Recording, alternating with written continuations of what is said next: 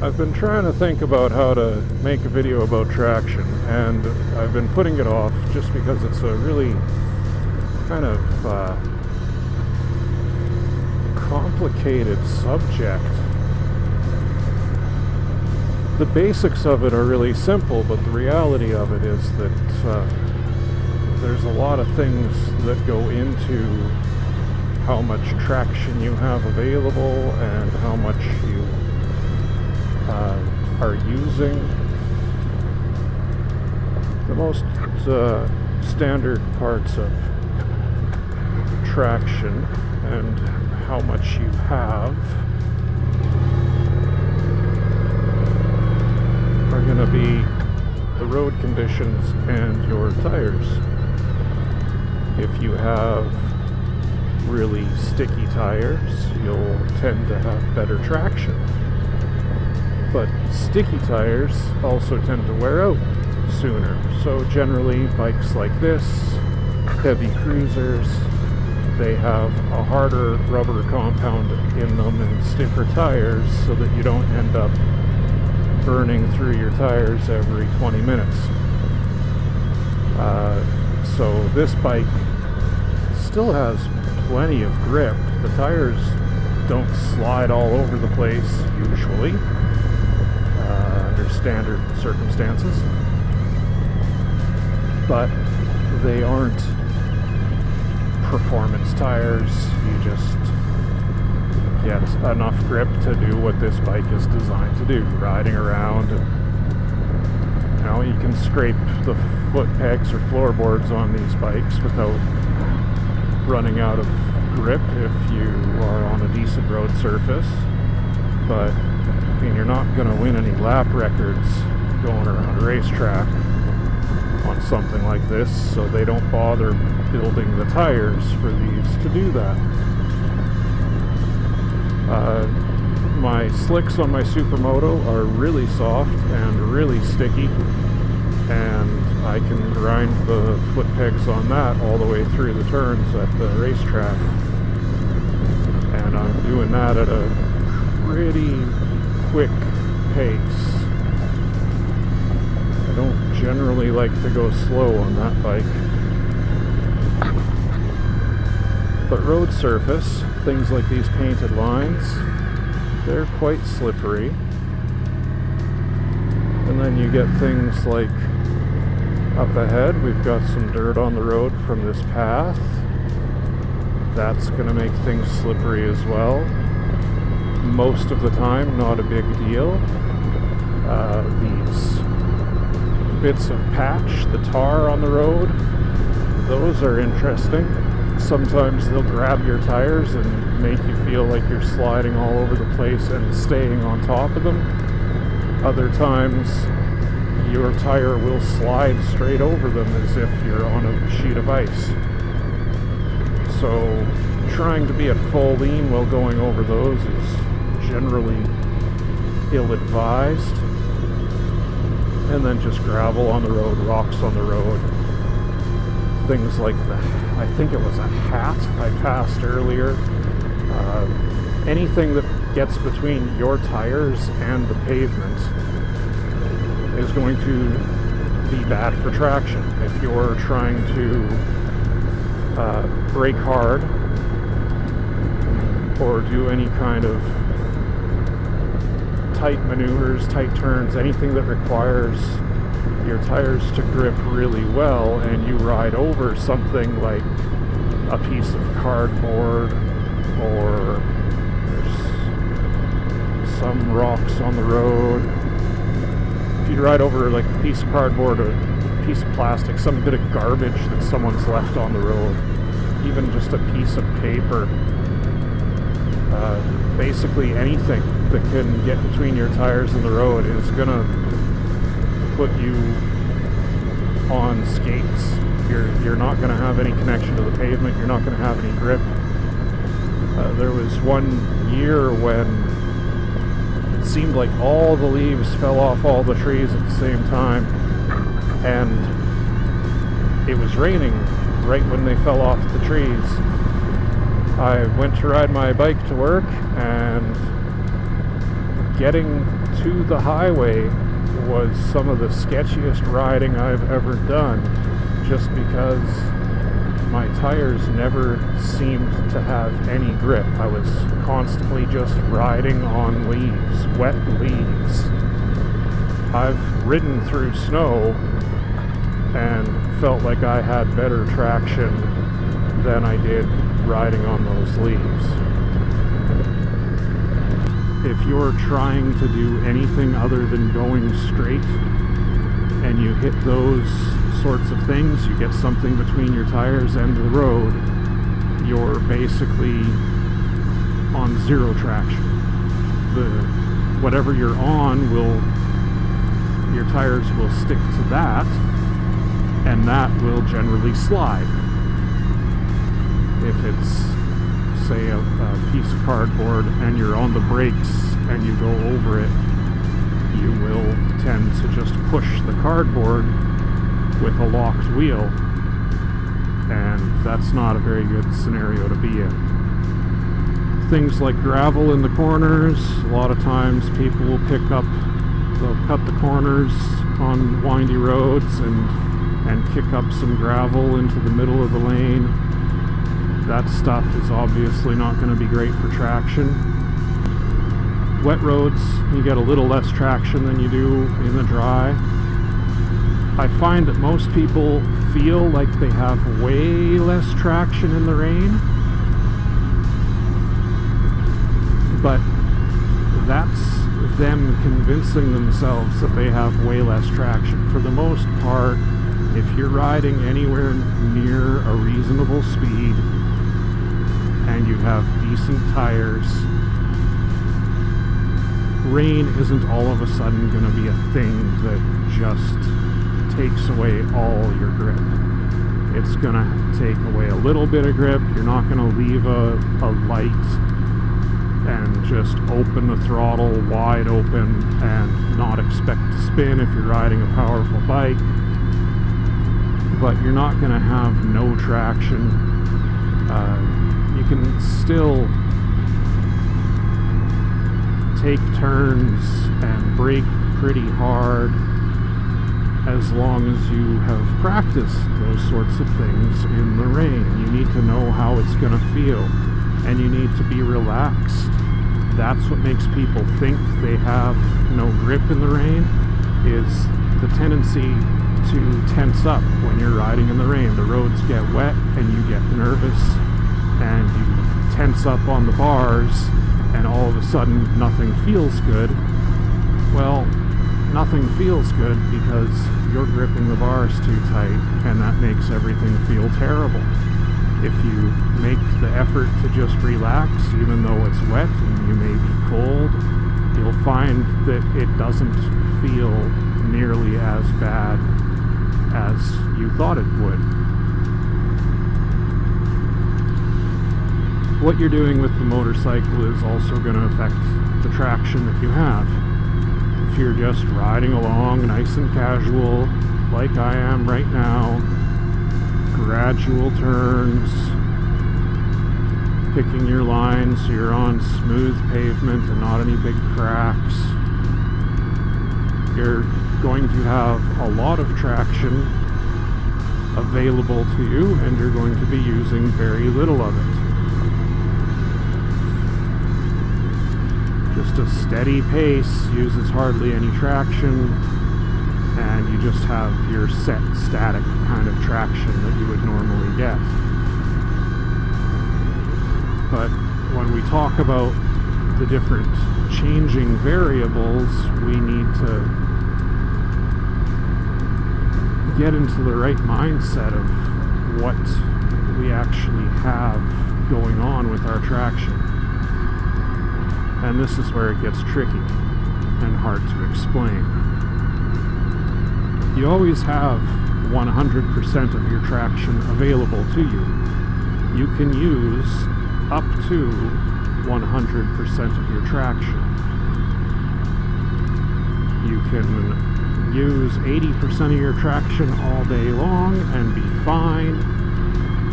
and you can use 100% of your traction and have nothing left in reserve and still be fine. But if you use 101% of your traction, you're spinning or sliding. So, an analogy that I like to use is that traction is much like the Canadian dollar. Some days you have more value than others. Some days, well, not that long ago, I remember the Canadian dollar was worth more than the American dollar.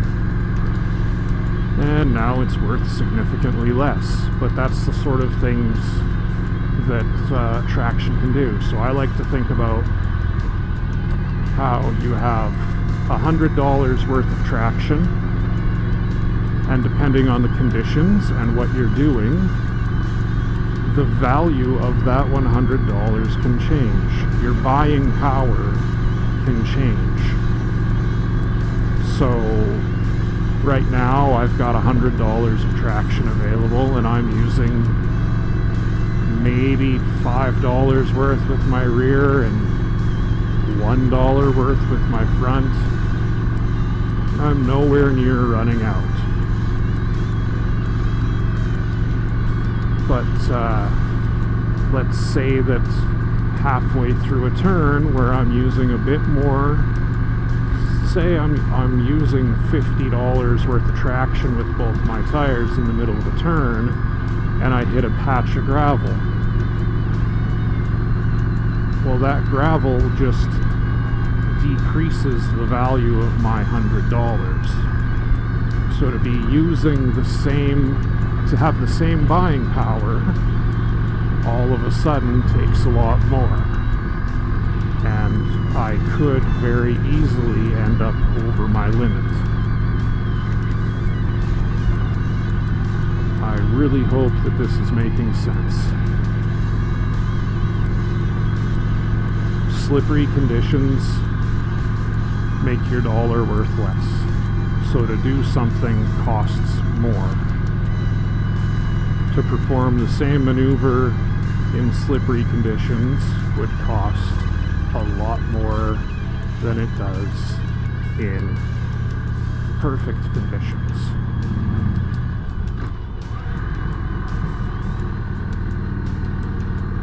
So as I change road surfaces here from pavement to gravel, I still have all my traction available. I can still use the same percentage of my traction here quite safely. But what it gets me is less. Can't hammer on the brakes and get the same results in the low traction scenarios as you do on smooth pavement. So when you do things like accelerate hard, you're shifting the weight to the rear tire, and now the rear tire has more buying power. So you can get more out of that tire once you start shifting the weight onto it than you would if you just, say, hammer on the throttle, like open it wide up without shifting any weight. You can spin your tire. But if you roll on the throttle and transfer the weight to the rear tire, you can get a lot of grip out of it that way, and you can put a lot of force down to the road without spinning. And it's the same thing with braking. If I'm riding along, even on a good road surface, if I hammer on the front brake, I can lock up the front wheel. If I transfer weight to the front wheel by braking smoothly, I increase the buying power of the front wheel. So if I hammer on the front brake right now, which I'm not going to do, but if I did, I'd use up $100 worth of traction very quickly. If I start feeding the front brake in and transferring the weight to the front wheel, all of a sudden I've got way more traction available to me, and I can brake way harder.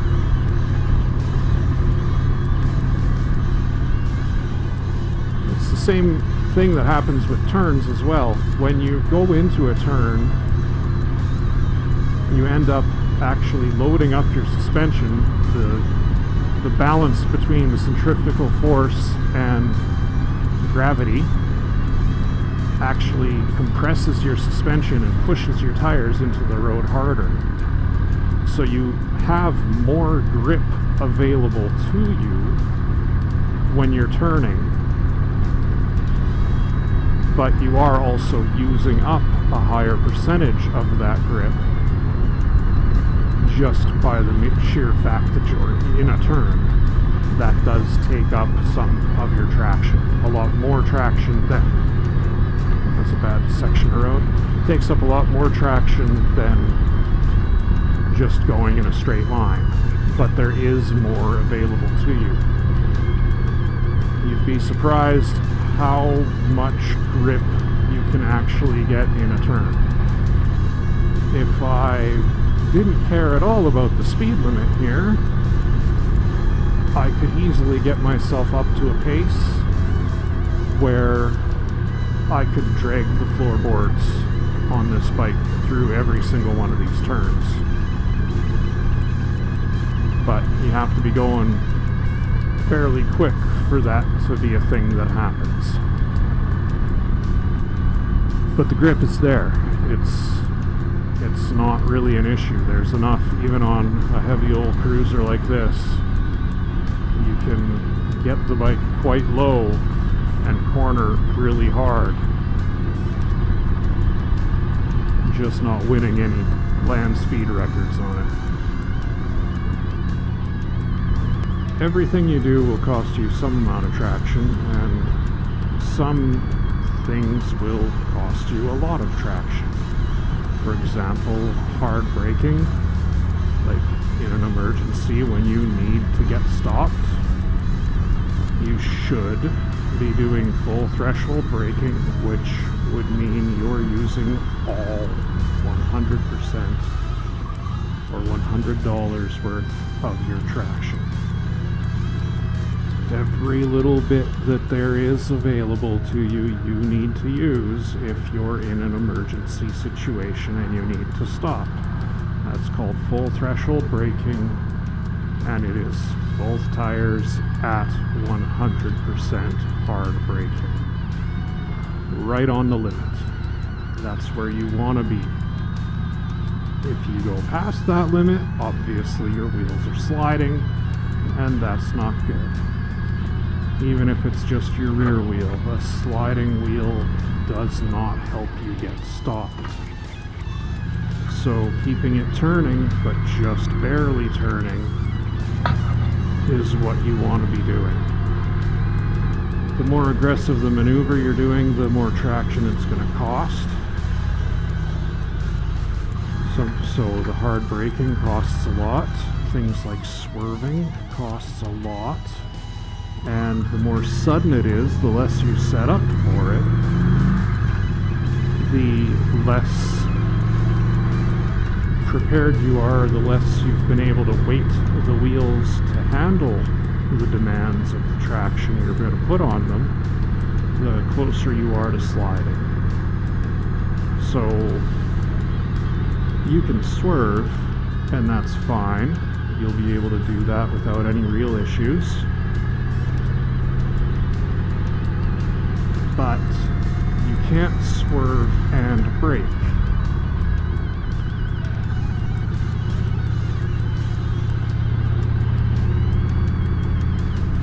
That's when people crash and then make up the excuse that they had to lay the bike down to avoid a crash, which is just